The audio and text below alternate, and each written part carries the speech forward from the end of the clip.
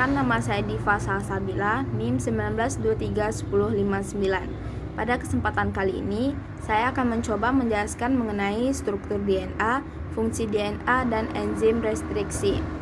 Baiklah, langsung saja kita mulai. Apa sih DNA? DNA merupakan suatu unit fungsional penyimpan kode gen atau genom yang terdapat dalam nukleus. DNA terletak di dalam sel. DNA juga menentukan sifat organisme yang diturunkan. DNA merupakan bahan kimia organik dari struktur molekul kompleks yang ditemukan di semua sel prokariotik dan eukariotik dan dalam banyak bentuk virus. DNA mengkode informasi genetik untuk transmisi sifat-sifat bawaannya. Struktur DNA menurut Watson-Crick adalah berupa helix ganda antiparalel atau double helix antiparalel, yang berarti pita yang terdiri dari rantai ganda yang berlawanan sejajar. DNA tersusun atas nukleotida sehingga dapat disebut polinukleotida. Baiklah, selanjutnya yaitu nukleotida. Nukleotida adalah struktur pembentuk DNA. Dalam tiap nukleotida atau satuan berulang yang di dalam polimer memiliki 3 komponen yang terdiri atas yang pertama 1 gugus fosfat. Berikut ini merupakan struktur dari gugus fosfat. Gugus fosfat merupakan unsur non-organik. Unsur tersebut berperan sebagai agen buffer. Gugus fosfat akan berikatan dengan 2 gula pentosa atau 2 nukleotida, membentuk ikatan fosfodiester. Yang kedua yaitu 1 gula pentosa atau 2 deoksiribosa. Strukturnya seperti gambar di bawah. Gula pentosa adalah monosakarida dengan 5 karbon gula ribosa yang kehilangan 1 atom oksigen. Gula tersebut melekat pada fosfat dan 1 dari basa nitrogen. Selanjutnya yang ketiga yaitu 1 basa nitrogen yang terdiri atas yang pertama golongan pirin yang merupakan cincin ganda berupa adenin A dan guanin atau disimbolkan dengan G. Yang kedua yaitu pirimidin yang memiliki cincin tunggal berupa timin atau disimbolkan dengan T dan sitosin disimbolkan dengan C. Basa nitrogen adalah molekul organik dengan atom nitrogen yang memiliki sifat kimiawi basa. Basa nitrogen memiliki pasangan sehingga dapat terbentuk helix ganda dengan membentuk ikatan hidrogen yang mudah terikat dan mudah terlepas seperti gambar berikut. Materi selanjutnya yaitu fungsi DNA. Yang pertama, pembawa informasi genetik. DNA memiliki fungsi pembawa informasi genetik makhluk hidup, di mana DNA membawa instruksi bagi pembentuk ciri dan sifat manusia. Bisa dikatakan sebagai pengenal dari orang yang tidak memiliki identitas.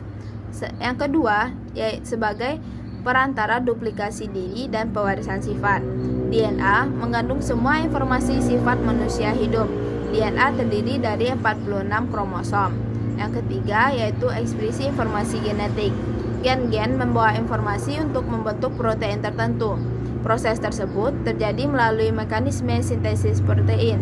DNA terdiri atas kode genetik dan informasi genetika yang ada di dalam tubuh dapat diekspresikan oleh DNA. Selanjutnya bermanfaat dalam bidang forensik. DNA juga bisa membantu tugas kepolisian untuk mengungkapkan kasus kejahatan, di mana membantu identifikasi tersangka dengan memakai pelacak DNA. Yang terakhir itu mendeteksi penyakit.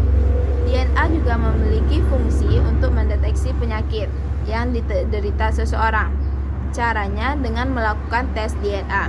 Tes DNA digunakan untuk berbagai alasan, termasuk untuk mendiagnosis gangguan genetika, menentukan apakah seseorang merupakan pembawa mutasi gen yang dapat mereka sampaikan kepada anak-anak mereka. Selain itu, memeriksa apakah seseorang berada di risiko penyakit genetik. Hasil tes DNA bisa memiliki implikasi bagi kesehatan seseorang. Tes tersebut sering diberikan bersamaan dengan konseling genetik untuk membantu individu memahami hasil dan konsekuensi dari tes tersebut. Baiklah, selanjutnya yaitu enzim restriksi. Enzim restriksi adalah enzim yang memotong molekul DNA. Enzim ini memotong DNA pada rangka gula fosfat tanpa merusak basa. Setiap enzim mempunyai sekuens pengenal yang unik pada utas DNA, biasanya sepanjang 4-5 pasang basa. Enzim restriksi dimanfaatkan untuk proses memotong daerah DNA tertentu. Pada gambar di bawah ditunjukkan enzim restriksi E. coli yang mampu mengenali 6 urutan nukleotida spesifik yang kemudian dipotong menjadi 2, seperti gambar di bawah ini.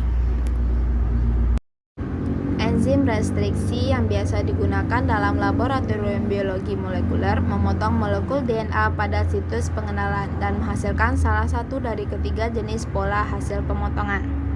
Ketiga pola hasil pemotongan enzim restriksi sebagai berikut. Yang pertama, ujung menggantung 5. Ujung restriksi memotong secara asimetris pada situs pemotongan menghasilkan hasil pemotongan memanjang pada ujung 5, seperti gambar berikut ini. Yang kedua yaitu ujung menggantung 3. Enzim restriksi ini juga memotong secara asimetris pada situs pengenalan, tetapi menghasilkan hasil pemotongan memanjang pada ujung 3, seperti pada gambar.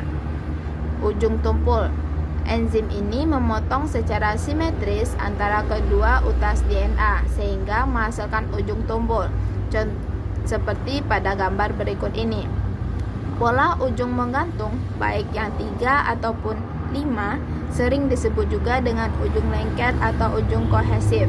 Pola seperti ini lebih mudah menempel dengan pasangan DNA-nya karena adanya ikatan basa antara ujung-ujung yang menggantung.